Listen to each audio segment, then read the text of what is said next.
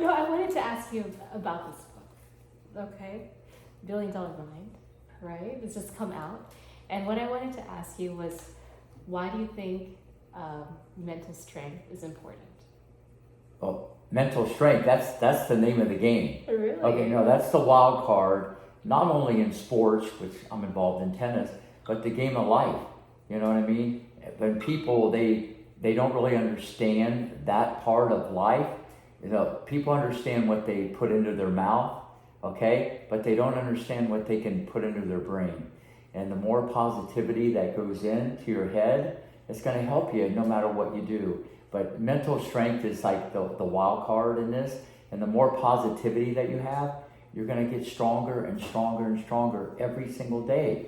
But if you're distracted and you have a lot of negativity and all this other stuff, it's hard to be mentally strong. You know, so it all starts with perspective. You got to put the right stuff into your head, be around the right people, and listen to the right information. That's wonderful. And so that's why this book is important, because it's got the right stuff and the tools to make you positive, right? Yeah. So have you noticed anything in a situation where, you know, people could be stronger mentally and then also win more in life? Have you seen that frequently in tennis players where they...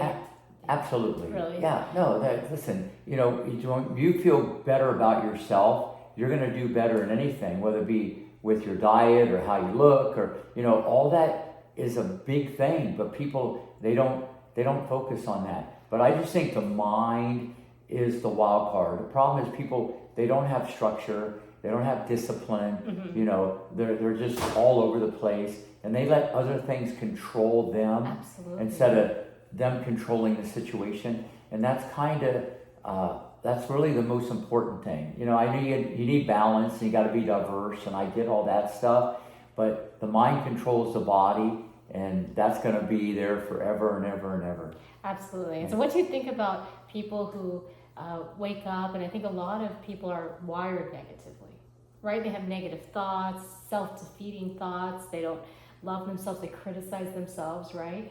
And what are your thoughts about how to fix that problem in general? Like, this book is helpful, right? It's one of the tools. Oh, it's a game changer. Yeah, and it's something that kind of gives us practical exercises to fix that. Yeah. But I'm just trying to figure out when people have these like thoughts every day, because I see that in you. You're extremely positive. It doesn't change. And I love this quote. I think one of the quotes I posted on social media was that you talk about training your brain to be positive. Yeah. Is that something you've done your whole life? And how do you do that? Absolutely. But Yeah. back to the book, Yeah. okay? This is a roadmap or a blueprint, and it's for anybody, any age, any level. No matter what you do, you can go back day after day, week after week, year after year, and there's so many gold nuggets in there to inspire, to light the fire, to have more desire. You know, there's so many. Everybody that reads this book, I guarantee when you put it down, you're going to do whatever you do better right away. You know, and everybody needs a push, everybody needs a little motivation, you know, but once again, you have to control things that you can control. Unfortunately, 98% of the world, in my opinion, they let everything control them that they don't have any control over. You know, the only thing you got control over is really your attitude. But we let what we hear, what we read, what we eat, what people say influence our thoughts. You know, it's a very complex thing when you talk about the brain, you know, but this book can kind of break it down from my point of view than your point of view, which is beyond epic. So, yeah, no, it's like when you wake up in the morning, you know, you shouldn't feel good that, thank God it's Friday. You should wake up and say, thank God it's every day. That's the way you should be looking at it. But we just take things for granted, and people then get back in their comfort zone, which is usually a lot of negativity, and they just let things influence them. And if they would appreciate and have more gratitude and be thankful and say thank you to everybody every day and appreciate the little things, you know, and appreciate what you kind of have instead of what you don't have. And that's what people do, and it brings in negativity, depression. They just go down the wrong path, and they become a creature of habit in that little world. But the one thing you can control is your attitude, okay? And the best of all the rest are the most positive creatures that ever walked the face of the earth. Rick, you're the most positive I've ever met. Seriously, it's the best I've ever encountered in the entire world. I think it's something that I see that you've trained yourself. Well, I not This only book trained helps myself, train you. I've kind of been that way my whole life. Really? But then you take pride in it. Yeah. And when you take pride in it and you expect it from yourself and you just refuse to let other things influence you, you become that. And you just keep raising and raising. And that's what anybody who's the GOAT and they just keep adding layer and layer. And like Tiger Woods, a perfect example. I remember one time he played 18 holes and he got in a press conference and they said, you missed 16 out of 18 greens, okay? But he goes, yeah, but I one-putted all of them. He doesn't even want to be around negativity in the press conference, and the media can be brutal, So it's that type of environment that people from the outside don't realize. These people are just around positivity all the time to lift themselves to new heights. And then when we get into the greatest of all time level type people, business, sports, or whatever, that's a whole different animal. They take that into diet, they take that into exercise, into visualization, meditation. They take it to so many levels of positivity. And then the people they're around, their family, their friends, everybody wants to be around that type of person. That's awesome. And I like that attitude of refusing to let the negativity come in, or refusing to let other people's negativity or just negative environment influence them. And it seems like they're, I like the word you use, bulletproof. Yeah, right? no, bulletproof. I've always used that my whole life, and I take pride in that because you're going to deal with problems every day. And if I reacted to every little thing that I had to deal with every day, I'd never get anything done. I could get caught up going down the wrong path. Oh, absolutely. It's like a snowball, right? It's one little thing, then another little thing. Yeah, the ripple effect is more than the actual event. And I just either do it myself or I don't make a big deal about it. And I just focus on the positive. And but I've taken so much pride in that. I just became that type of person over my lifetime. And it's really made an impact on, obviously, a lot of young players and how they look at the game of life through a very different lens.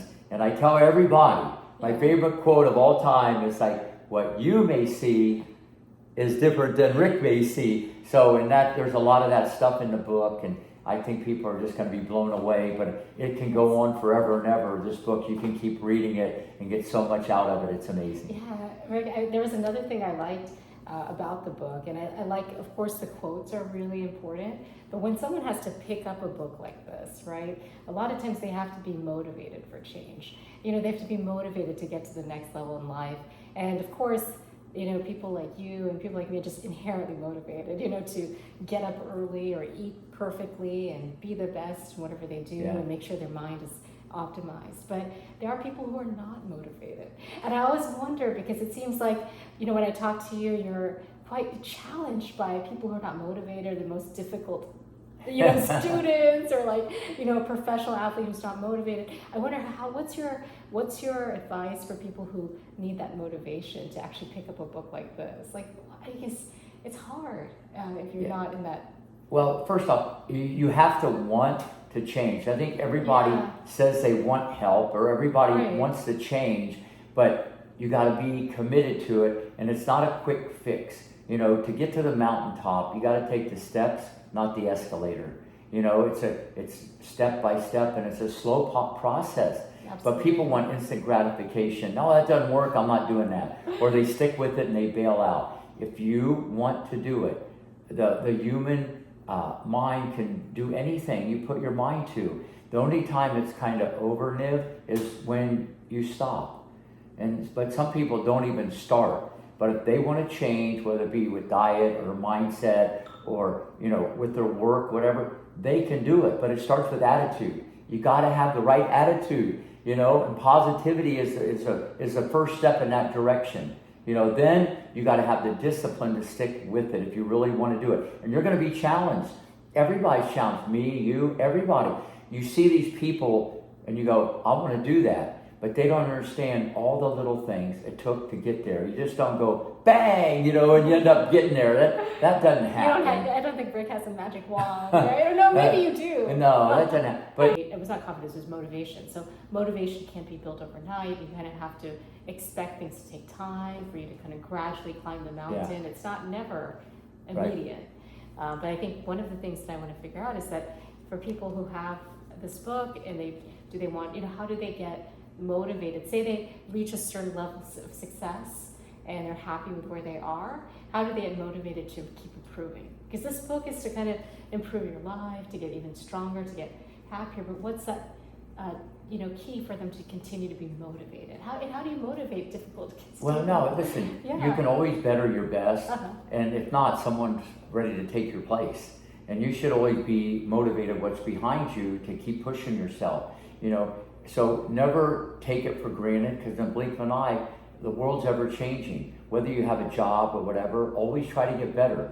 It's like I tell my students, if you're not getting better, you're getting worse. You know what I mean? And it's a mindset that you want to just keep getting better. Did I get better today? Look in the mirror. The mirror doesn't lie. Did I get better today? And be honest with yourself.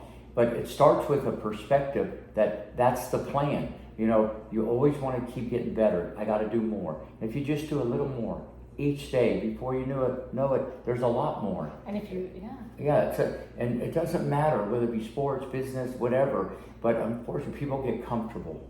And when you get comfortable, okay, there's someone going to take your place that's going to make you uncomfortable. And that's why this book, everybody needs to be inspired. The best athletes, they have a coach and they inspire them. Everybody needs a trainer. People inspire people. And you mentioned before about someone who is negative or doesn't want to do it. I love those students the most, because I know I can flip the script and I can get them to look at the world very differently. And when I can help people, whether get off drugs or get off medication or treat people better or make their bedroom or get better grades in school, that was really my calling. Okay, just because I understand biomechanics and how to do all this tennis stuff, it's the other nuggets that came along with the teaching that just took everything to another level, you know, and kind of separated myself from a lot of other people. But when people come back and tell me about those things, and they pass that down to their children, to me that's powerful. And all that is in this book. And like I said, it's going to inspire, it's going to light a fire, and I guarantee you'll have a lot more desire. I love it, right? Yeah. Because that's right. You have to keep getting better. Yeah. And it's just an amazing concept because it does inspire. Yeah. And I love all the quotes in here. They're very inspiring, and they're all yours, most of them. And it's a great start. So that's what you do. Yeah. You have magic. No, I love the book. I love all the things that you say. I love what you stand for. And this book, I've told you, Rick, it's like almost every chapter you already practice every single thing. Yeah. I think one of the things that we talk about is visualization in here, but I think you use the word imagination, which I think is cool. You've used it before. Like, I just wanted to get your sense of the difference between the two. And I don't think we talk much about imagination, but the whole concept of that. Yeah, well, first off, cool. you know, visualization I think is powerful, but people don't like to do it because you're not sweating. It's not like at the gym. You can't feel it. You can't touch it. You can't smell it. Right. You know, it's mental training. But when you can picture it in your mind and add color and make it real, okay, what happens when it's already in your mind like a photograph, and then you go there and you're going to feel calmer because you've been there, done that. And that's why I tell people, play all the out balls, because someday you're going to be there and you'll feel comfortable. It's the same thing, you know, to picture it and make it come true in your head first instead of the other way around. You know, that's more visualizing it, and make it as real as possible. Add crowds, add cheers, add boos, you know, make things uncomfortable so as an athlete, you're prepared for it because you've already been there in your mind instead of that situation. Oh, I need more experience.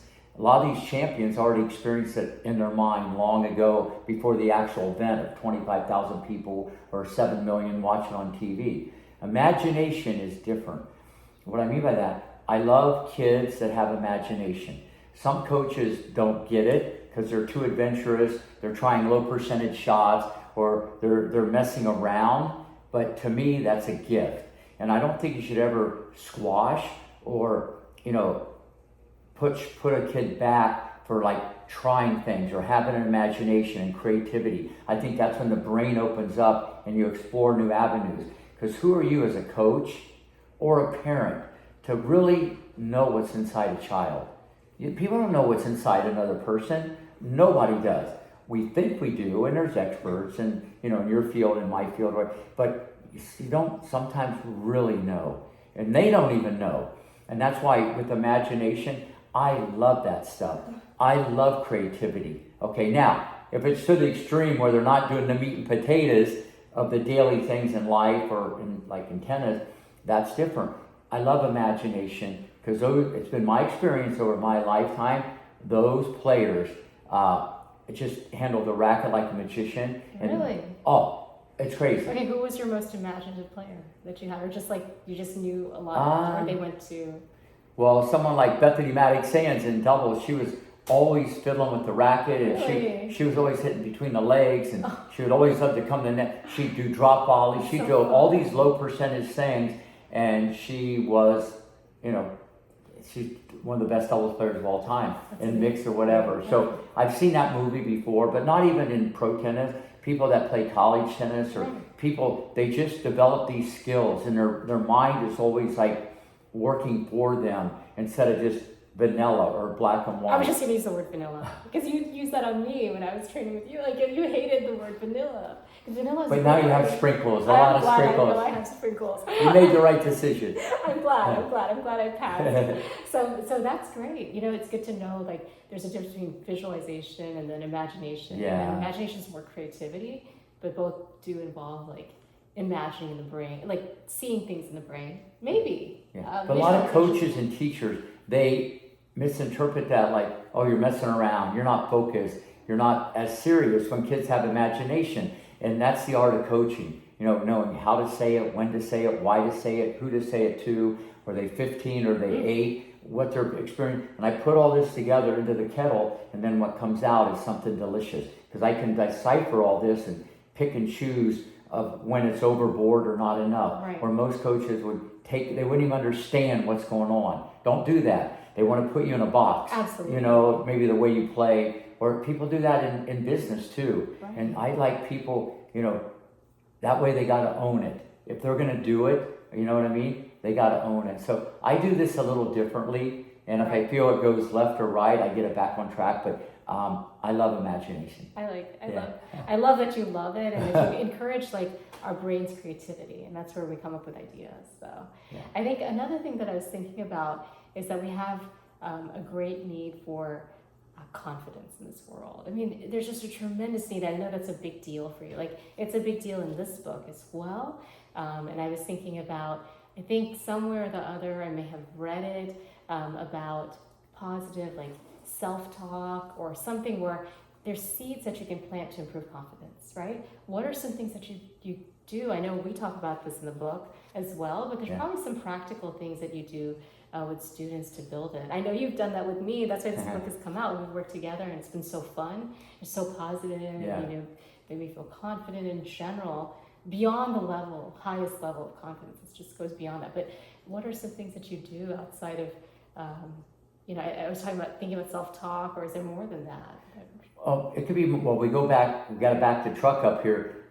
It's the people you surround yourself with. That's like huge. The stuff you listen to on TV is huge. But you should write down 100 of the most positive words you can think of on a piece of paper with a Sharpie, and look at it every day. Okay? Even like whether it be this, that you just look at it every day. Just pick 100 words or 50 and look at it every day. But that takes discipline. A lot of people, listen, they say I don't have time. I hate that. You always can find time. You can find time. If I say I'll give you $100 to do it each day, you'd be doing it a couple of times a day to get some overtime. So people, it's backwards. If you look at it 100 times a day, you might win it, or you might earn an extra 100 on the back end instead of the other way around. So that would be the first thing. Mm-hmm. You want to look at positive words and put that in yourself, and then never say negative stuff. instead of saying, I can't do that. Like if a student says that on a shot, I'll say, what do you say? Just I said, you're eliminate 11 years can't old. from your You're 11 years dictionary, old. You're 80 eliminate it. pounds. Really? What do you mean you can't? You don't even know what you can and can't do. And I'm going to show you can do it. And 5 minutes later, they can do it. So Because I showed them, but they said, I can't do that. Because, Wow. you set up impossible, it should be impossible. It should be that. But they don't look at it like that. Because people, they want to be comfortable. People don't want to fail. The best of all time have failed more than anybody. The guy who's made the most goals in hockey, he missed the most. The guy who's the best shooter in basketball, he missed the most. Because the people that strike out the most, they have the most hits. The best quarterback who got intercepted the most, he has the most touchdowns because they tried the most and they failed the most. Now, you'll never fail if you don't try. You'll be undefeated. Good luck with that, But this is part of it. You have to fail. You have to lose. But you got to look at it. It's an opportunity to improve instead of, I'm no good. I failed. I lost. And this is what most parents don't understand in sports. They're so black and white. They can't look at the bigger picture. And that's why everybody that comes back to me, they see it better when they're older, because I was chirping those notes and messages all through their career besides strategy and technique and stuff like that. So at the end of the day, I would say write stuff down that's positive, if that's what you want to do, but it goes into your head, because you're going to get enough negativity just from what you see every day. Absolutely. You're at the red light, or the light turns green, the person doesn't move, you're getting mad for 5 seconds, you're beeping the horn, they don't move, traffic's too slow. You can go on and on with all this stuff. You control the situation, don't let it control you, and just smile when bad things happen. It's a game changer. I love it. Because smiling, as you know, has a profound effect on your nervous system. It does. Okay? Who's going to smile when things aren't going their way? Those type of people are the most dangerous, especially in athletics. Both Venus and Serena would smile all the time. You got to watch out for those types. Oh my gosh. I wanted to, when you said back the truck up, I think it's key that for confidence specifically is to surround yourself with the right people. Yeah. Because if somebody even says one negative thing or even hints it, it can really make you play small. Have you experienced that? Absolutely. I've known people, especially now with social media and how everybody's just out there, and there's so much out there. And everybody's a little more sensitive, and which is understandable. Everybody's wired different, and it could ruin someone. Or people picking on you and bullying, and you know how things can just ripple out of control. So that's why it's important that you counteract that with all the positive things on a regular basis. Because without trying, there's going to be all these subtle things in a daily routine that you're going to deal with that are going to come at you. And if you're kind of bulletproof and you have that and you look at it like it's part of the journey and nothing's going to faze me, that takes a long time to get there, say kind of like myself. Yeah. Do things bother me? Yeah, but I might process it for 10 seconds and I'm on to something positive. I want to understand that better, because I think that's really remarkable. It's like a gem. You're a gem because you really exude confidence. And it's incredible amount of confidence, incredible amount of positivity. And I want to know, I think I tried to ask that earlier a while back, just between you and me. I said, is this confidence something you train yourself to do, or you're just kind of born with it, or, you just over time? Well, no, I think, you can be maybe born with a little bit, but I don't think that's as much a genetic thing. It can be a little bit environmental. Okay. The family can have an impact on that. But let's face it, you can have all that, and one different life experiences, the whole thing blows up like a grenade. How people can influence, other people when you go to school, what you read, college, and so on. But no, confidence is, in my opinion, a choice. You can be very confident in what you do, no matter what it is, if that's your goal. I'm going to be confident.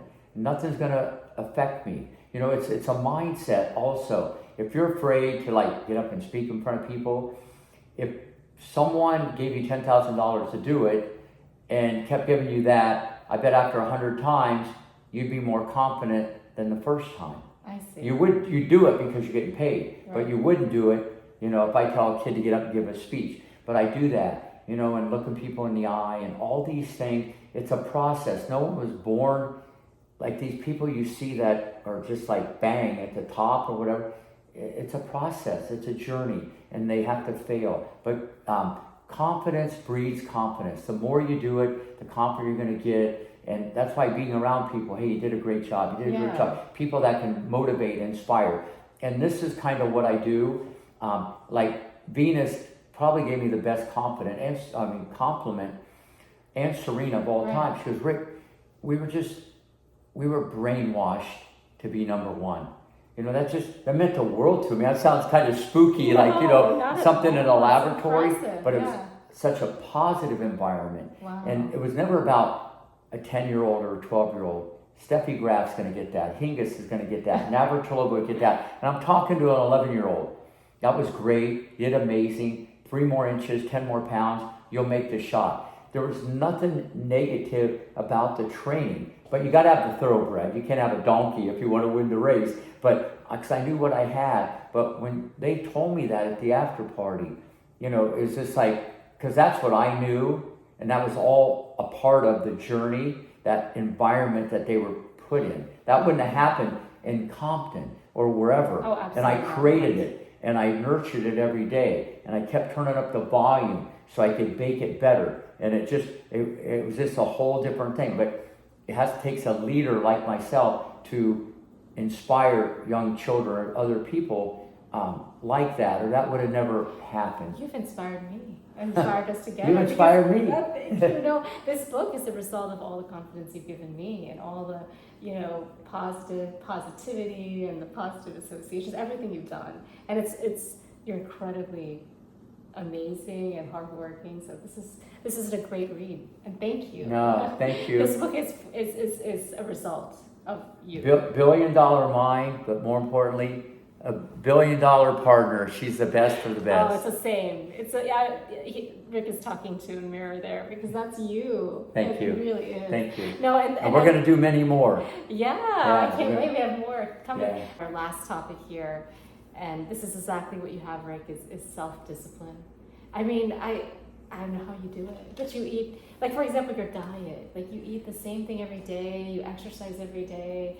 Like your body's perfection. Your health. You just saw the doctor. It's like perfection, right? I mean, you're just on top of it all, and everything is so disciplined because it's just amazing. Yeah. It's inspiring, it's amazing, it's incredible.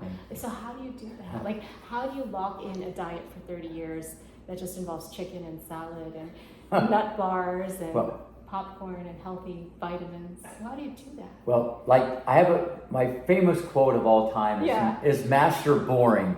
And I know if I talked about like what I eat, because I only eat chicken and salad, you know, and water, and I'll have, you know, Gatorade, a little energy drink, maybe a piece of chocolate. Yeah. But it's boring, but and I have yogurt for breakfast, run a half mile every day, get up every day at 2:00, have for 30 years, same routine.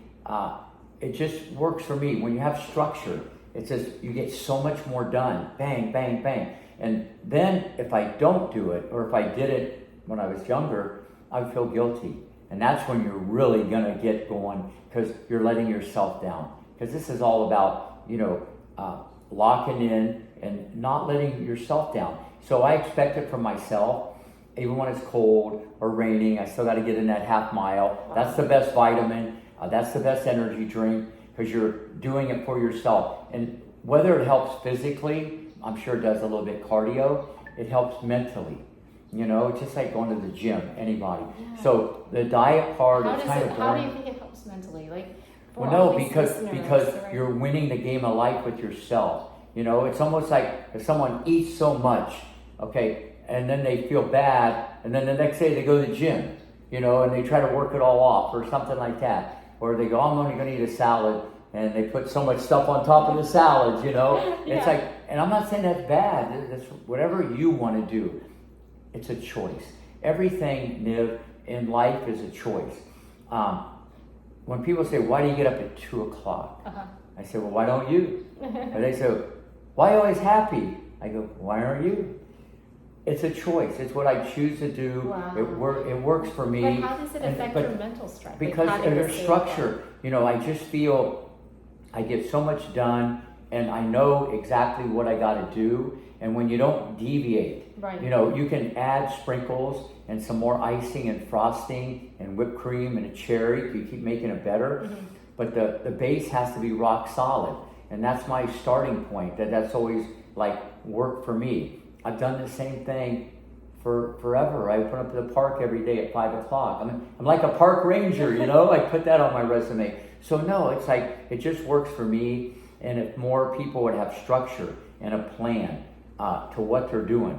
And when you get out of bed, okay, well, first off, if you don't get out of bed, you're not getting ahead. See, I've already beat the competition and done 2 or 3 hours of work where the rest of the people are sleeping. But so what I get from you is that you have this self-discipline. It's incredible. But what it also does is help you, which is the basis of this book, with mind control.